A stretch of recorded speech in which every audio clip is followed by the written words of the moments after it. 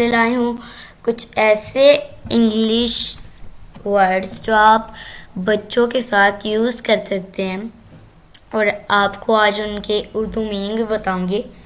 तो अभी तक अगर आपने मेरे चैनल को सब्सक्राइब नहीं किया तो जल्दी से मेरे चैनल को सब्सक्राइब और वीडियो को लाइक करना ना भूलें। तो चलिए शुरू करते हैं। बच्चों के साथ इंग्लिश बोलें। दिस वन, ये वाला। दैट वन, वो वाला।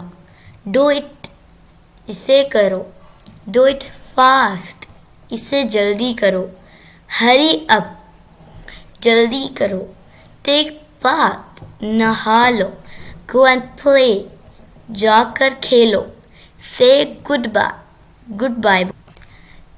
टेक अ बाइट, एक नवाला खा लो। टेक अ सिप, एक घूंट पी लो। Put your books in the bag, अपनी किताबें बैग में रखो। नेवर, कभी नहीं। क्लीन इट, इसे साफ करो। नेवर माइंड, कोई बात नहीं। रिपीट इट, इसे दोहराओ। रिपीट आफ्टर मी, मेरे बाद दोहराओ। ट्राई अगेन, दोबारा कोशिश करो। गेट अप, उठ जाओ। वेक अप, जाग जाओ। बी हैप्पी, खुश रहो।